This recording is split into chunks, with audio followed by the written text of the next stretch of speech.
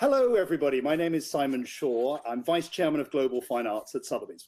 I'm delighted to welcome you to this very special event, which is part of Sotheby's Contemporary Conversations series, organized in partnership with Intelligence Squared. Today, we're going to be exploring one of the extraordinary legacies of 20th century art, that of Christo and Jeanne-Claude. This is one of the richest artistic partnerships of our time, I think. And we're doing this ahead of the auction of their personal collection at Sotheby's in Paris on February the 17th. Now, I'm in New York City, and I'm thrilled to have with me three fabulous speakers from around the globe, who I'm sure will have some fascinating stories and views to share. In London, Ulrich Obrist, Artistic Director of the Serpentine Galleries and curator of over 300 exhibitions. Ulrich is a globally respected writer, critic, and lecturer.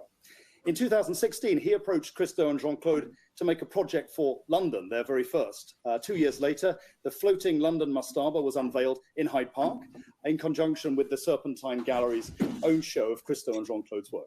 Hi, Ulrich. Hi, nice to see you. Welcome, good to see you too. And in Johannesburg, Sumayya Vally, founder and principal of Counterspace, an interdisciplinary architectural studio. Sumayya leads Unit 12, an African almanac, at the Graduate School of Architecture, University of Johannesburg, where she's taught since 2015. Sumayya is the lead designer for the Serpentine Pavilion in 2020-21 and the youngest architect ever to win this prestigious commission. Welcome, Sumayya. Hi. And in Paris, in a cave, JR, multidisciplinary artist who exhibits freely in the streets of the world, often monumental installations, catching the attention of people who are not typical museum visitors. JR's recent projects include a large-scale pasting in a maximum security prison in California, a video mural featuring 1,200 people presented at SF MoMA, a social restaurant for homeless and refugees in Paris, and a gigantic installation at the US-Mexico border fence. JR was on Time Magazine's 100 Most Influential People list in 2018. Welcome, JR. Hello, Simon. Hi, everyone. Great to have you all with us. Hi. Thank you. No, thank you for having me. Well, it's going to be a lot of fun. We have an event which is going to run for about 45 minutes today. Towards the end of the event, we'll be taking your questions, which you can begin submitting now. Underneath the video screen, you'll see a web form there where you can enter your name and your question. To submit one, just put the details in the respective box and click submit. It's as easy as that. So let's begin at the beginning. 1964, Christo and Jeanne-Claude settle in New York, and they do so in a iron-fronted industrial building in Soho, 48 Howard Street. They never leave this building. It's an extraordinary place, and when you go there today, it crackles with this magical, creative energy. It was more than a home, 48 Howard Street. This building was really their dream factory. It was their sanctuary. It was their studio, the center of Christo and Jeanne-Claude's universe. JR, now you spent time in Howard Street and you got to know Christo well. What was it like inside, and why was this building so important to them? Look, strangely, we were a neighbor in New York, but we haven't met for years. And then his nephew, Vladimir, helped us connect it. And I have to say, you know, I was a little fan, you know, I was excited to go meet him in his building. And Jeanne-Claude had already passed. And Christo gave me some time to exchange a lot about our practice and stuff, but I had to say that the atmosphere in there felt like 1964, and but with a live energy of project, like almost if the wall didn't matter, it was the energy that was happening between the walls that mattered. So it was one of those old buildings. They never put a elevator; they just left the stairway. You know, it stayed in its juice, like we say. It really did, didn't it? I mean, they when they took over the building, originally the top two floors in 64, they paid $70 a floor per month in rent, but they had to convert it themselves from being a factory into being a studio and living space. And Christo built all the furniture and designed the whole thing, and then it remained unchanged. As you said, it was a real time warp. Exactly. And I have to say, I've put some videos on my Instagram yesterday, you walking through the building, and the pen is still there from the last artwork he made. Every little detail, you know, is still exactly like he left it. And you can tell he was someone that worked until the very last minute. It was not, you know, it was definitely a walking studio that was fully functioning in, you know, their own style. So you communicated naturally with Christo a lot about art. In fact, I think you even visited the floating piers together with him, his last project. What was that like? Yeah, I have to say I was incredibly lucky. I thought I was going to the opening, and Vladimir, his nephew, was like, "Hey, come over." But I really thought I was going there, and you know, it was open. We could walk. When we arrived, was actually the day before the opening. And if you watch the documentary on it, you see how it was a mess. Tons of people waiting at the gate. They don't know if it's gonna work out. He's touching every little details all around. And, you know, people are dying to walk on it. And so I was with him on the boat. It was raining and like big storm.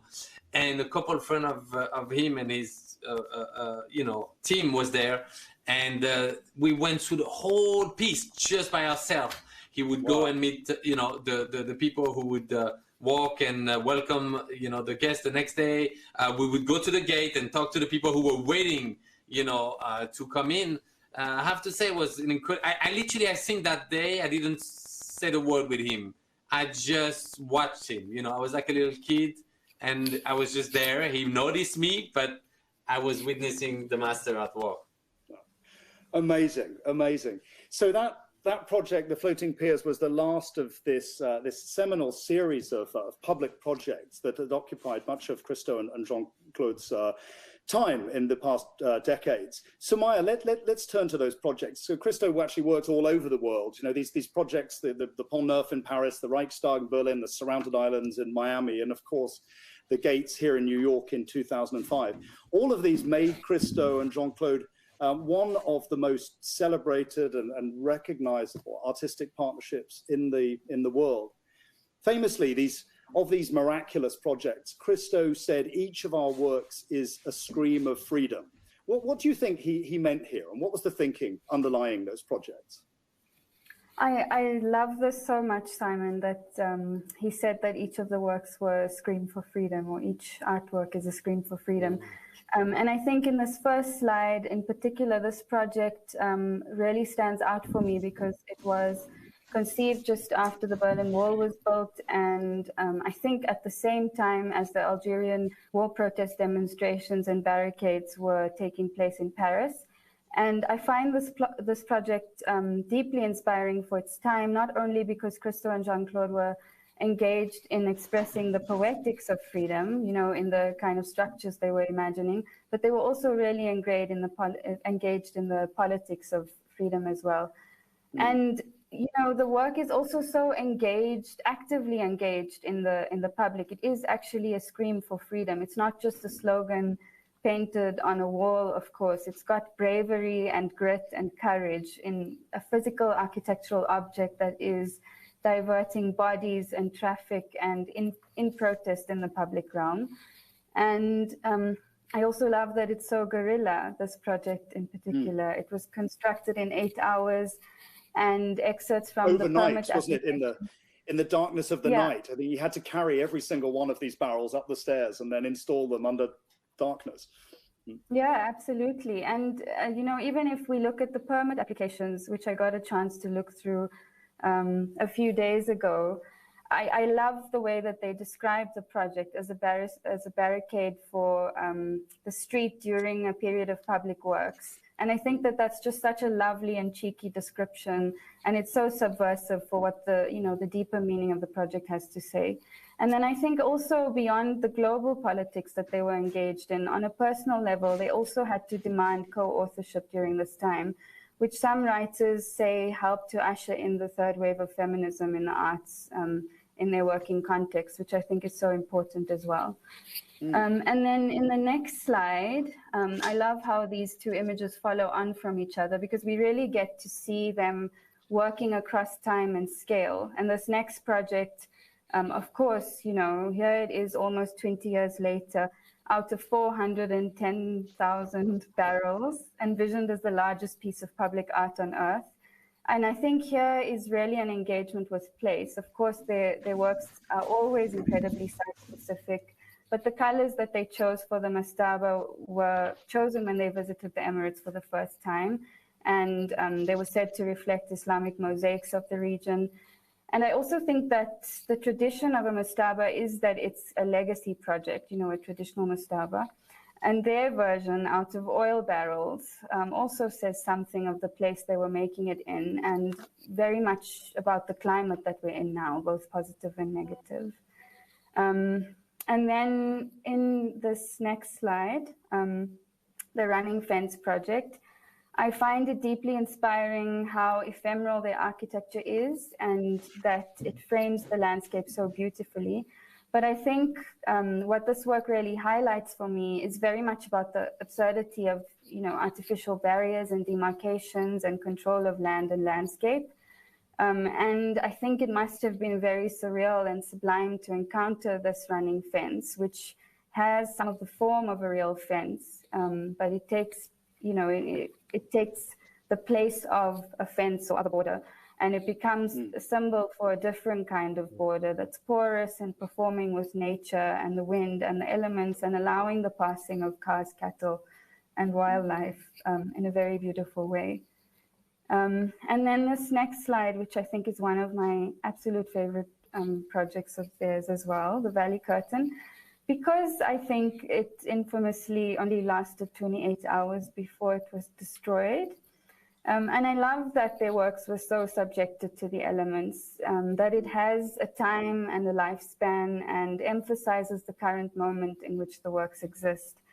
I think that this is so, it's so different to works that operate around gallery and archival strategies of preservation, and that the value of their work is really, it's not about, it's not in service of ownership and capital value. It's absolutely about the experience and about being embodied and embedded in that moment. And I think that it can't be fully experienced in any, in any way except being there. Of course, we can enjoy all of the material around it, but I think that so much about their work is about this embodied experience.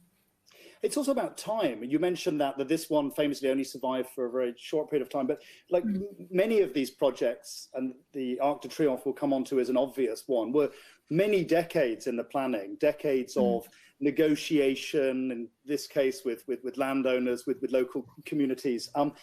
They take years and years, and then they only exist for a very short period of time, and then they go away. And Christo talked about the fact that it's much harder to make something that's not going to exist than something kind of counterintuitively that is. Because once the project has had its day or month or whatever that term is as a physical object, and it goes away, it exists forever in the collective imagination. I think New York City was marked by the gates in a way that no other work of public art, I can think, people kind of refer to that still. It was a particular moment in the city's history.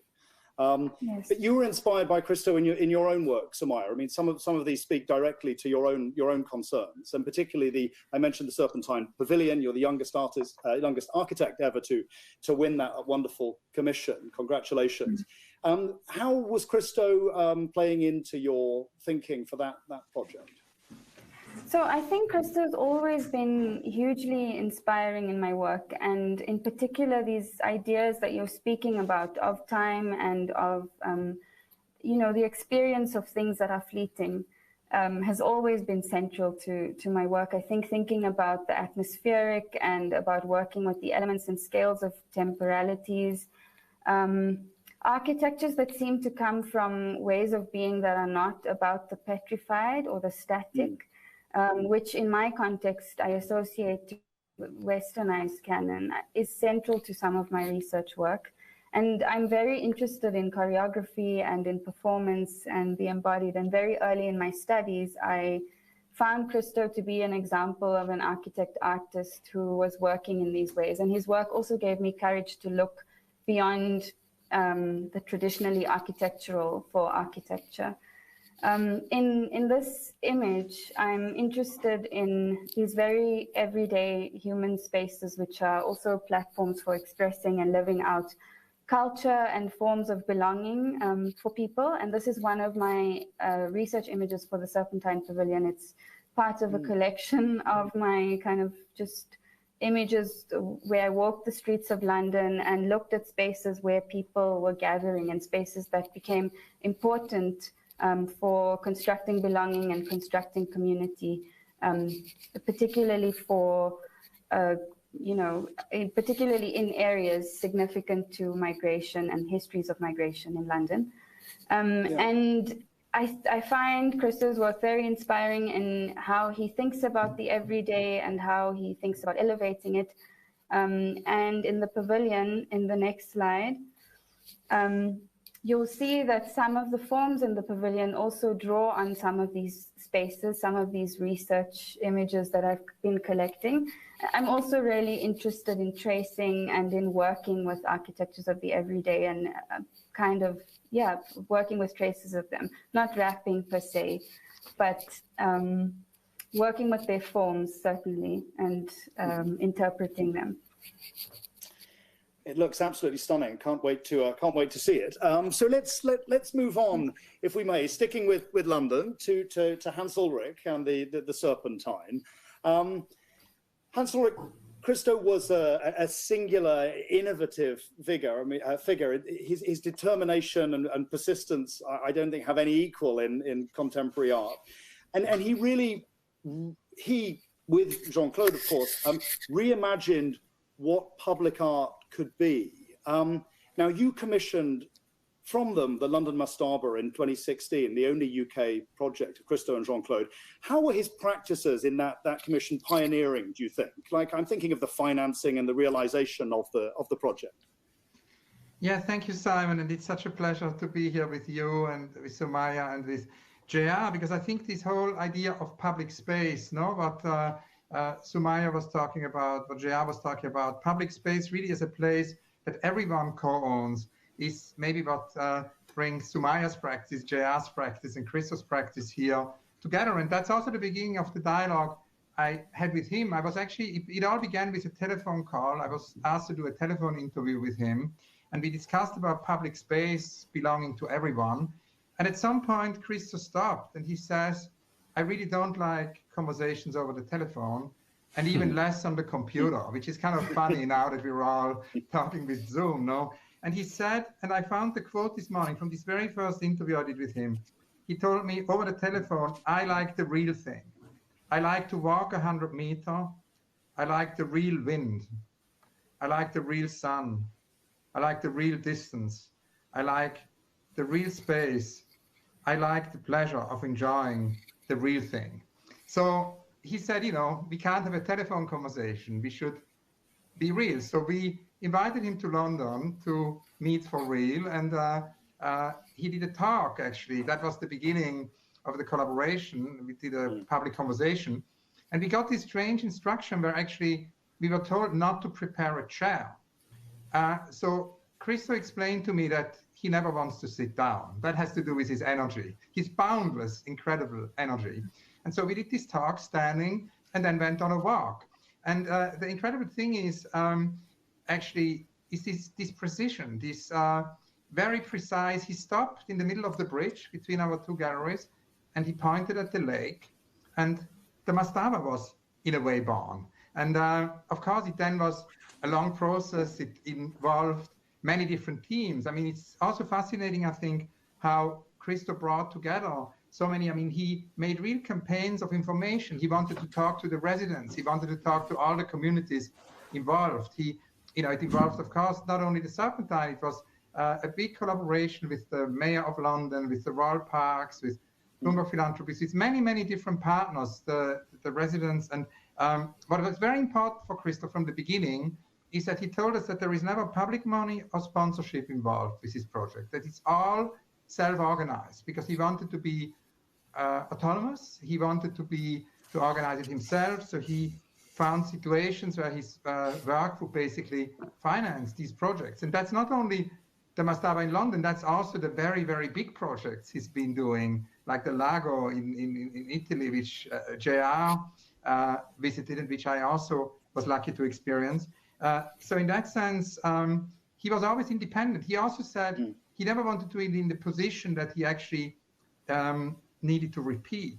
He said we never did a project twice. For him, it was never about repetition. And it's not only repetition in terms of not doing the same project, it also never repeated what you saw. Because here you have a view, all of a sudden in the evening, the mastaba, which was made out of 7,506 horizontal barrels that were stacked, it all of a sudden was no longer red or blue, it sort of went into gold.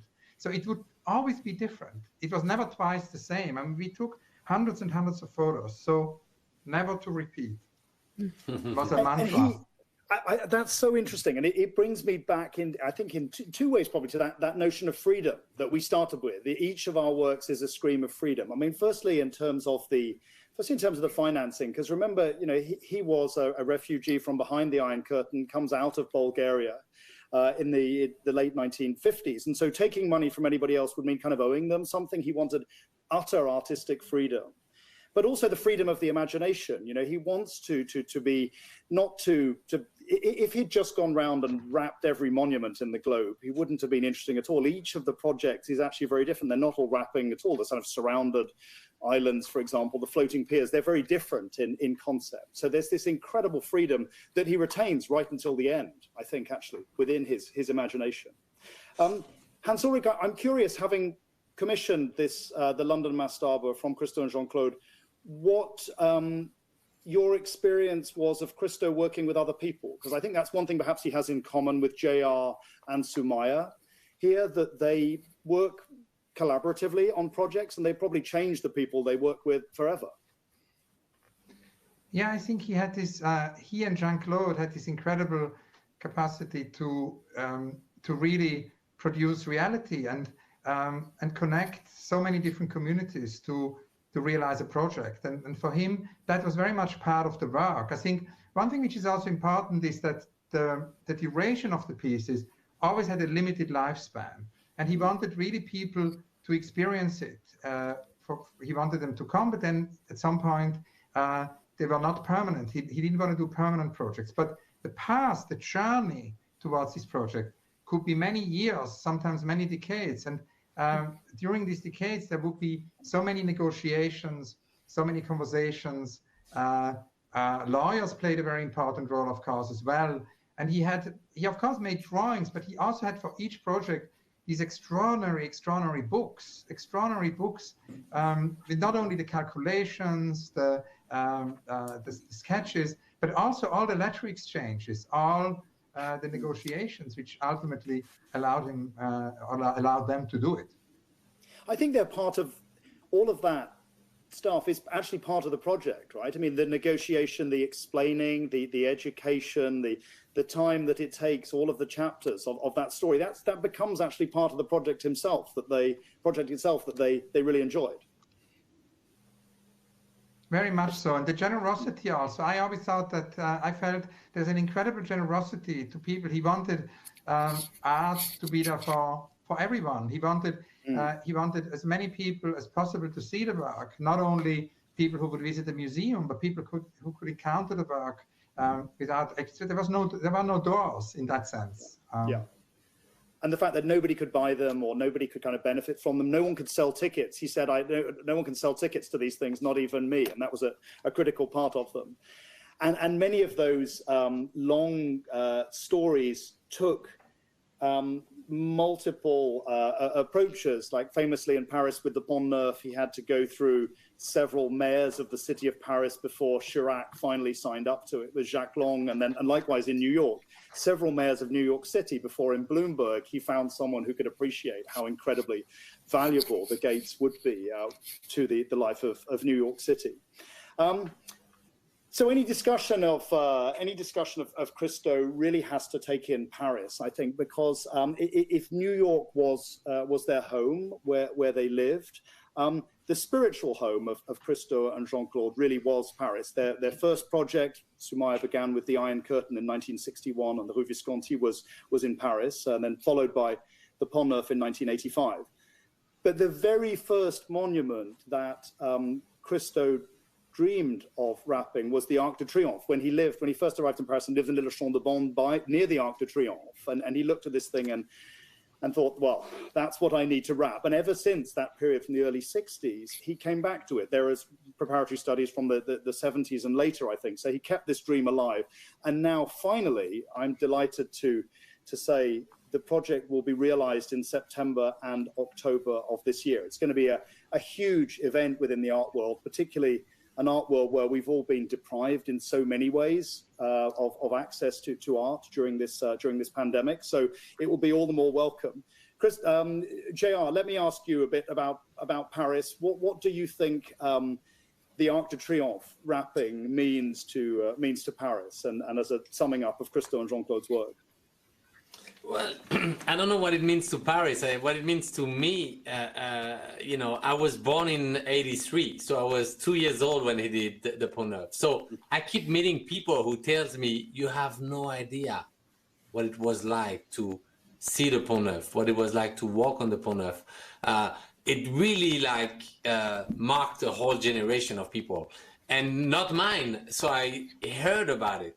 Now, for the first time, his biggest dream, or one of his biggest dreams, is going to be right there at the end of the Champs-Élysées or at the beginning of the Champs-Élysées. And his nephew Vladimir came and explained the whole project to my students, because we have a school in the project outside Paris. And I have to say, it's even crazier than what I could imagine. The way he wants to wrap it, creating a shape that is that makes you almost forget the sculptures that are on the Arc de Triomphe. Makes it extremely complicated, because you have to create a whole metal structure around the whole Arc de Triomphe, because nothing can touch it, but also around the sculptures. What would be, I think, fascinating in this work would be that people can get involved, people can walk around. It would be like thousands of people in the outdoor, COVID or no COVID, where you'll be safe to look at, the biggest piece of art in the world. So I'm excited, because it's going to be right there. I'll be there. A lot of my students wanted to work on it, so they're gonna be involved in it, and I'll be like a little kid again, watching the maestro creating something right there and showing me that the limits are not where we think they are, that they're always further. And knowing how he walks and how he creates his project, this is even more inspiring. It's a remarkable gesture, isn't it, when you think about it? When you wrap something like the Arc de Triomphe, you're effectively, denying it its function. It has a commemorative function with all of those incredible sculptures and things on it. If you wrap it, you reduce it down to its sort of bare essentials. And I suppose when you unwrap it, a bit like the Pont Neuf, it looks different afterwards, once you've seen it wrapped somehow. Yes, but I'll tell you what really... like the first time I met him, I said, I'm sorry, I have a question for you, Mr. Christo. Why the fuck do you spend 30 years on one project? How do you have the patience for that? How can you even more, like 50 years? And he looked at me and he said, no, JR, once I start the drawing, I start talking about it, I start negotiating with the city, and the city changed, and the project already exists because they're talking about it. And it exists because in every meeting they fight it, they're against it, then they're for it. And he say, and then eventually it happened. I never saw it this way. In this way, we are very different. I'm always very excited. I look at this, it's possible next month, in 1 year, let's just do it. I don't think I'll ever have the passion to wait 40 years. And yet I understood how him and Jeanne-Claude enjoyed those meetings of defending the project, of fighting for the project. That's really something that I discovered also through the documentaries that I saw at the Pompidou exhibition that just finished. It was fascinating. That documentary really made me feel like some moments I had lived in a different era, and it's just very inspiring, very inspiring. And the work that goes into something like that, much of it hidden, I suppose, from those that view the project. The hundreds of people who work on something like this, and Christo's way of dealing with them, Hans Ulrich, I mean, he refused to accept volunteers by the same point you were making earlier about he wouldn't take sponsorship or grants or so on. Everybody, he insisted on paying when they worked on realizing one of his projects. That was a very important aspect for him. He explained that to me in Italy when we visited the Lago, that every single person who worked on his project was always paid. For him, that was essential. Yeah, and he went back to using the same artisanal makers and craftsmen in producing these projects. So the Arc de Triomphe, I was fascinated to learn the fabric, which has been specially commissioned. It's a blue with a silver coating on top of it, is made by the same fabric maker who created the fabric for the Pont Neuf, and the rope maker who's made this incredible red rope is the same rope maker. These are old family enterprises he would go back and back to. So he had this team of people that he trusted to realize these unbelievably complex technical installations. Fascinating stuff. Well, JR, we have a couple, I think, of your own projects on the slides coming up after the Arc de Triomphe. Can you tell us a little bit about those? Yeah, I mean, it's very hard to go right after Christo's artwork, but I'll try, you know. It's, you know, I think what I was the most proud of is following his path on to how I finance my work. I've always self-financed the work, never worked with a brand or an organization. So that's always been something that when I met Christo, we shared, we had in common. And it's one of the rare artists I can always, you know, quote and say, you know, that's someone that really pushed this model this way. This work was actually just 2 years ago at the Louvre. It was my second installation at the Louvre. The first time I made the pyramid disappear. Then I came 3 years later to make it appear. So what you're looking at actually is a giant pasting that covers the entire plaza of the Louvre. And the pyramid is just a little top of that image there. It's like an excavation. Now, the realization of that was made by 400 people every day who come and help build this piece, all dressed in the same, you know, outfit. And it was quite amazing because people would walk every day and go around the barricades to look at the installation, which is when you actually walk on it, you can't see it. But my favorite part, and which left a lot of visitors in the doubt, which I think art should do, you know, raise questions, not necessarily give answers, is that on the day we actually opened, after 5 days of pasting, it looked exactly like that. This photo was taken at 7:30 in the morning. Then we opened the barricades and thousands of people started walking on it. And then after a couple hours, a little piece of it would scratch down, you know, and some people say, oh my God, maybe I could take it. Some people say, oh my God, it's being destroyed, it's been vandalized, and the media didn't know what to say. And the confusion that happened around that. Then I said on my Instagram, hey guys, you can actually take a piece of it. So more people came and started taking a piece of it. And over the course of a couple of days, the whole piece was flying all around the Louvre. And I remember walking there and a woman asked me, but are you the artist? Aren't you sad that your work is being destroyed like that? I said, no, look, all the artists in the Louvre are dead. And I'm here and alive. When in the world would you see a work of art flying in the middle of the Louvre? And of course, everything was already recycled paper, but whatever, you know, was flying was easy to catch after, and we recycled it. But people took piece, and you can look on eBay and stuff, and some people make it a piece of art that they're trying to sell. Some other framed it as a memory. Some kids just scratch it, and, you know, it was fun, and some other was completely offended. The Bridge of Paris that we're just looking at now was 12 years ago. And I wrap up the entire Ile Saint-Louis with faces of women. It was a project called Women Are Heroes that I started 15 years ago, that I worked on for 5 years to show that women are pillars of the community wherever I would go, in Sierra Leone, in Liberia, in India, in Cambodia.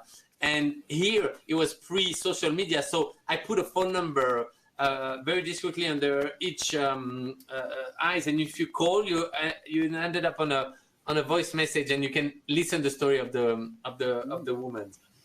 What was interesting there is that the city didn't fully authorize it. It was different than Christo because the mayor of Paris, which was Delano at the time, didn't agree for it. It was the mayor of the 4th district who said yes.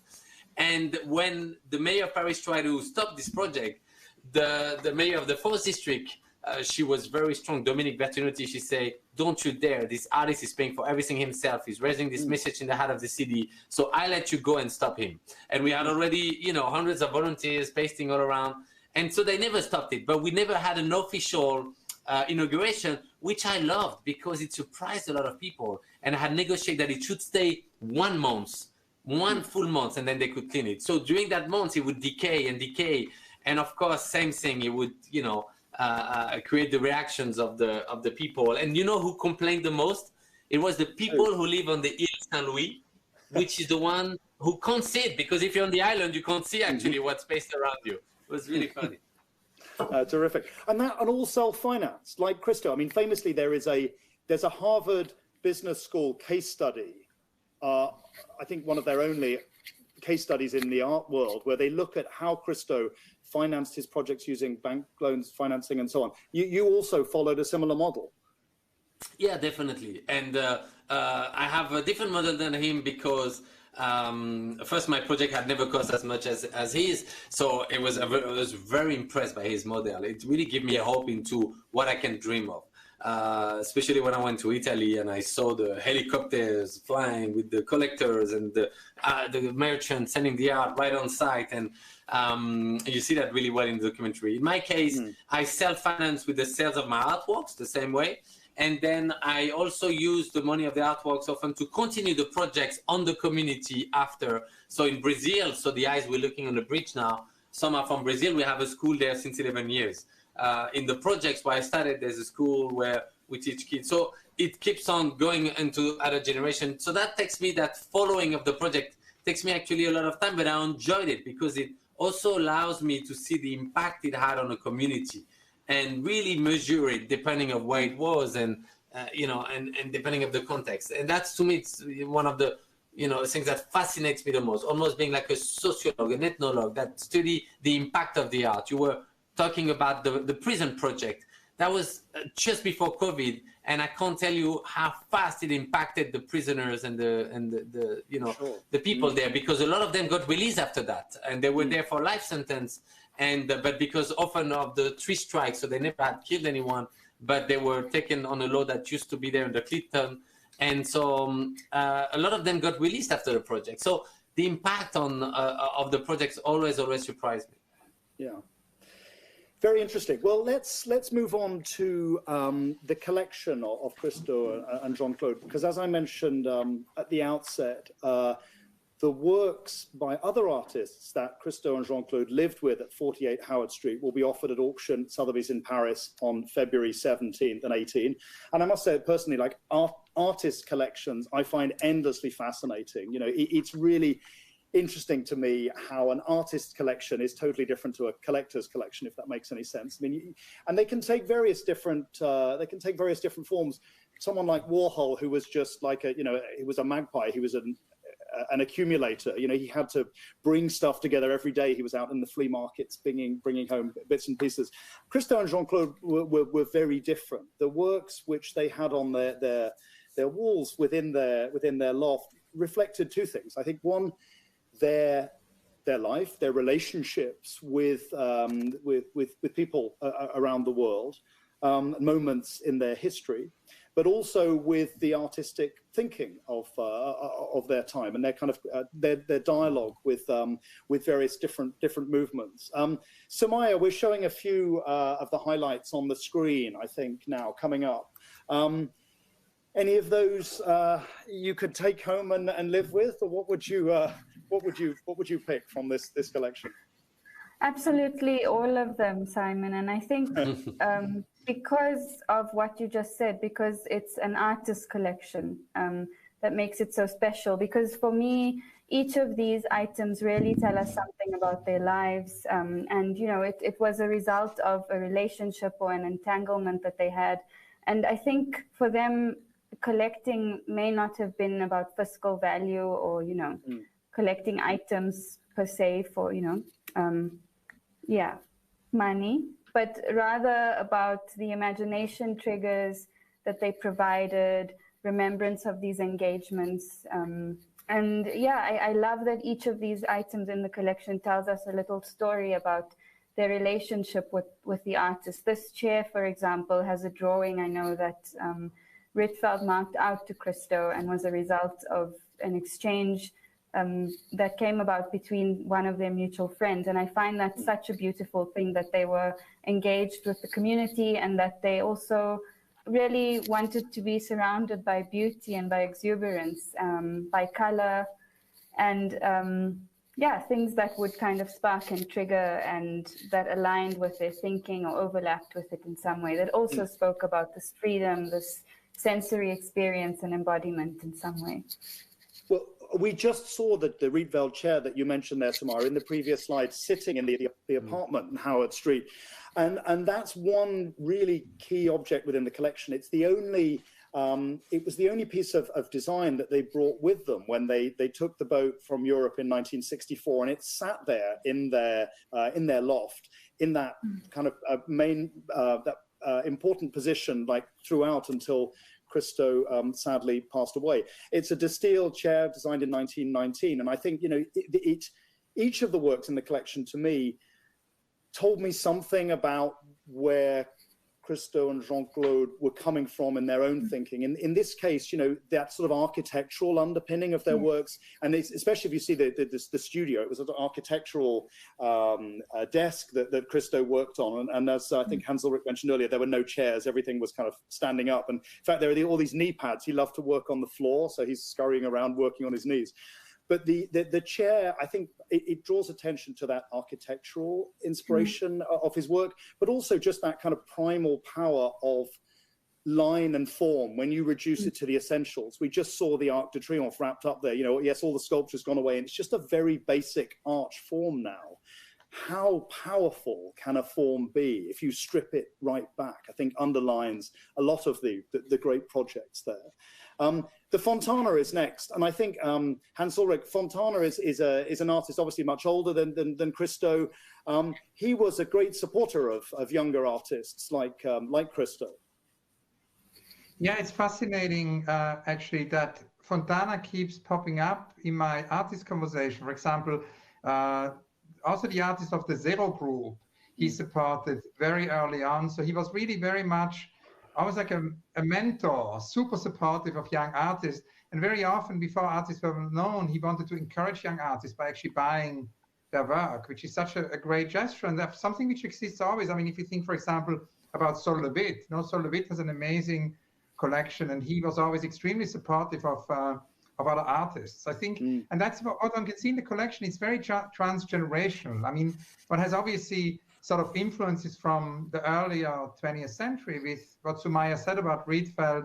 I mean, that's so interesting. Also Lisitsky, no, the Kästner Mappe of Lisitsky, because it sort of shows us that for Christo, there was never a separation between art and architecture. That was his training in Bulgaria, and a bit like in Vasari, Lives of the Artists and Lives of the Architect. It just wasn't separated for him. And one can see that, I think, art, architecture, design were together.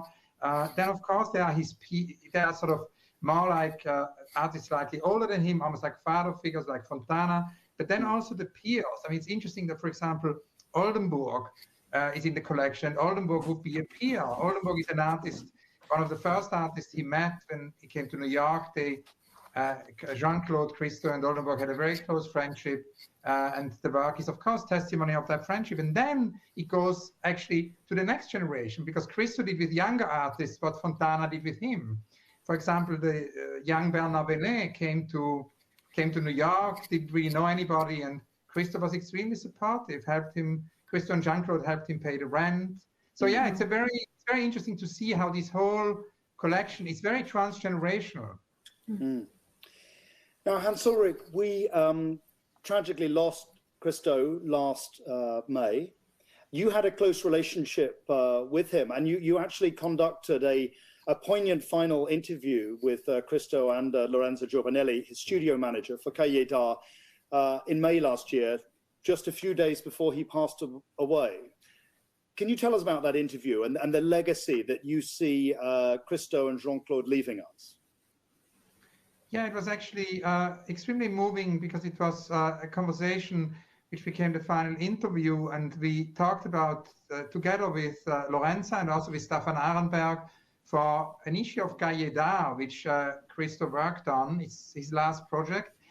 We talked about exile. The theme was really exile, because Christo kind of connected to a work from the 50s, because he obviously was himself in exile. He talks a lot about exile. He was suffocated, as he said, by the Russian realism in Bulgaria and needed to go to exile. And so he was stateless for so many years. I think for more than 10 years.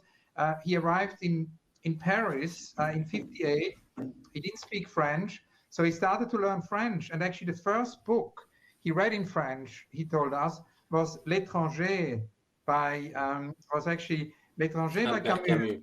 Yeah, by Albert Camus. And this Albert Camus book, L'Étranger, prompted a very beautiful work, which has a lot to do with him as a refugee, with this idea of the fingerprint, because he said as a refugee, he had so many times to make the fingerprint. He said it basically had to do with his experience. And so at the very end of his life, he returned to this moment and he created this amazing print of his hand, which is his very last work, as the cover of Cahiers d'Art. And you can see here is the hand of L'Étranger, and printed, a handprint on paper.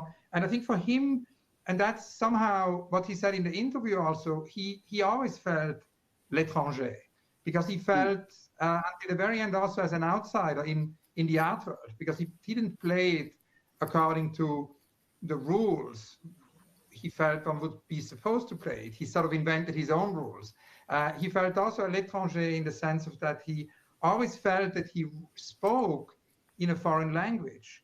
He said that basically Bulgarian became a foreign language, English was a foreign language, French was a foreign language. So he says, yeah, he was always in that sense in exile. He was always L'Étranger. So he much also to say. ended the conversation. He ended the conversation. I wanted to say that because I reread it this morning, and it's actually so touching what he says at the very end before. And it was actually by Zoom. It was the first time ever, I think, that we did a conversation by Zoom. So we started with a telephone conversation, then had many, many real conversations, not with technology, and ended with a Zoom conversation. And he ended the conversation by saying, bye-bye, be happy, be healthy. Thank you. Very, very touching story there. Thank you for that, Hans Ulrich. So much to say. We've got some questions, however. So what I'd like to do is to move over to some of the questions that have been submitted by our viewers here. So let me read out the first one here, see who'd like to attack this. Did Christo and Jeanne-Claude start their monumental artworks illegally, or did they obtain authorizations from the beginning onwards? If yes, how? Can I ask, would anybody like to answer that one? I have no idea.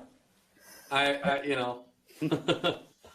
At the beginning, because we talked about the barrels, and about the mastaba. And of course, they did artworks at the very beginning in their first show in Cologne, but then also in Paris. There is an unrealized one in front of MoMA in New York. At the beginning, they just did it. The permissions came later on. So with the very early work, it was very DIY. Guerrilla works. Okay, great. Thank you. And this is a good question, I think, because it speaks to this question of collaboration. Is the output different when art comes from two people? Good question, Matt. What happens when you? I think the only example I can have is my collaboration with Agnes Varda and the film we did together. But actually, it reminded me that we came together to visit the Serpentine when Christo had his installation there, and we both were like little kids looking at it. So of course we co-directed that film with Agnes Varda, and we both had our vision. We both had we had 55 years difference, I think. Of course, if one of us was leading entirely, it would have made a complete different film. I think what made the film what it is that we had to listen to each other. We had to make compromise. It's a very hard thing to collaborate. It's a very hard thing. It needs a lot of comprehension and also acceptance of the other's vision, and realizing that your vision is not the vision, and the end project will actually be the symbiosis of the two vision or not. If not, there's no collaboration. So we had a lot of fight with Agnes. But it was fascinating because you learn from those fights. It challenged you. And Sumayya, I know collaboration is a key part of your practice too. Is there anything you would add to JR's comments there? Yeah, I think collaboration is really important, but I'm also struck by the different scales of collaboration. So Christo and Jeanne-Claude had a very personal probably intimate collaboration, but then other works like JR's work, which includes so many other voices in many different ways, is also a form of collaboration. Christo's collaboration with the elements even is another form of collaboration. And I think that for me, listening to place and to other people, to other beings and species and forces is really, really important. It is absolutely very difficult, as JR is saying, but I think that it trains within us empathy. And so I think it is deeply important. And I don't believe that works are the same. I don't believe that they would have been the same without collaboration. I think that there is, you know, some kind of alchemy and magic that happens whenever we listen to each other. But can collaboration dilute creativity, or does it enhance it? I suppose it depends on the collaborators. Yeah, I think also on the nature of collaboration. And as much as I believe in collaboration, I also believe in the agency of the architect and of the artist to absorb and listen and then to interpret something. And I think if it's more than one artist, then also to interpret each other. So I think if one is truly listening, I don't believe there is any dilution that happens. But if one isn't, then of course I think that, you know, if we aren't able to listen to each other deeply, or it doesn't cohere for some reason, then absolutely I think it is dangerous. We've got time for one final question, which is, let's see, do you think that we are seeing fewer new and younger artists creating monumental-sized art? And what are your thoughts on this?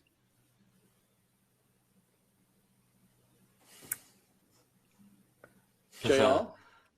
Oh think my you have God. a point of view on this. You know, no, I think there is a lot of artists who create monumental right now. I think the scene is very interesting, and it comes from places where you don't always expect it.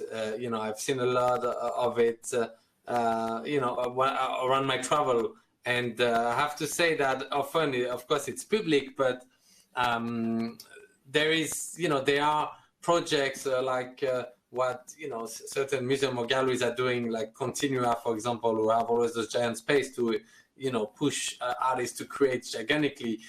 To me, because of the street, I have an endless playground, and I see a lot of artists taking advantage of that playground too. And I think, you know, Christo and Jeanne-Claude were, you know, pioneer in this field, but definitely showed a lot of young artists that you can dream big, you know, you can wait 40 years for a project that you know, it will evolve in a way that it might be possible one day. And in moments like now, we need to dream even more than ever. So I think with their legacy, what they're leaving behind them, those endless and long fights of like making those work happen, and those even all the way to making it happen. And look at this, in the middle of the biggest crisis that we have seen, in, you know, these artworks on the Arc de Triomphe will actually say the light of the day, and people will actually be, no matter where we are in terms of vaccination or whatever, able to go and walk and see it. You know, it's an amazing, you know, gift to all of us.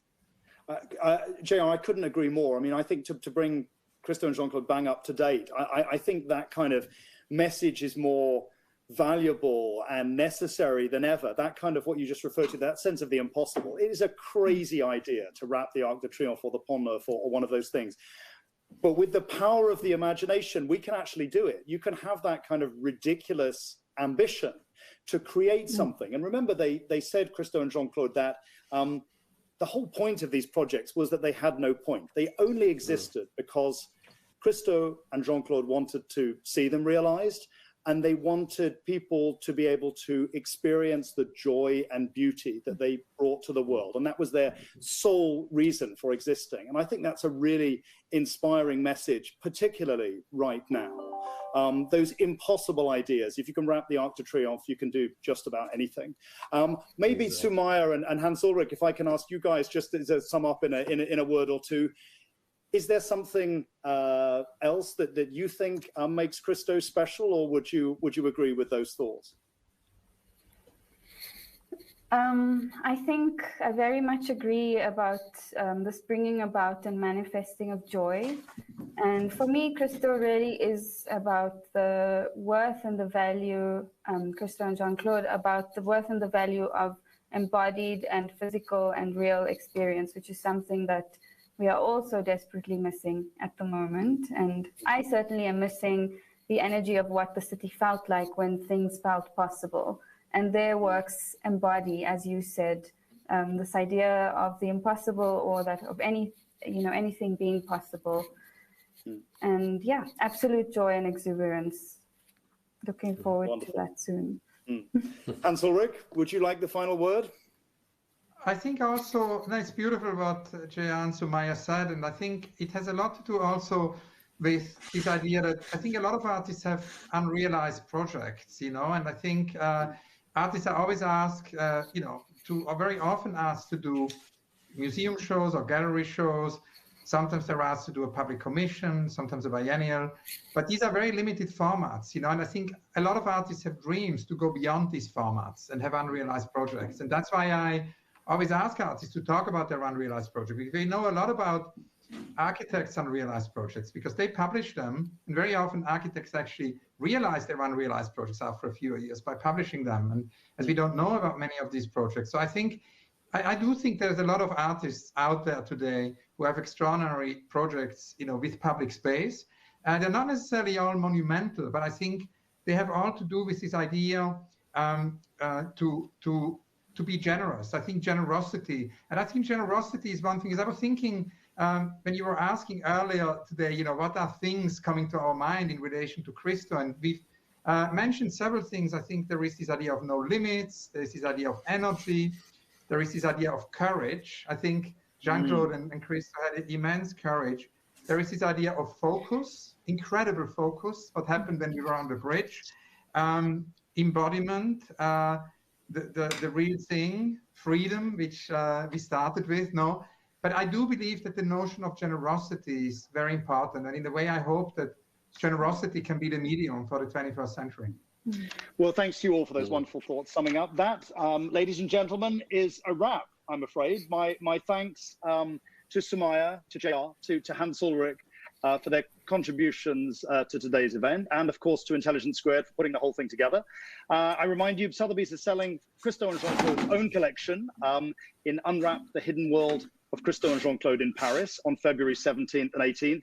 For more information, do please visit sotheby's.com or the Sotheby's app. Hope you've all very much enjoyed watching at home as much as we have and participating today, and thank you all very much for joining us.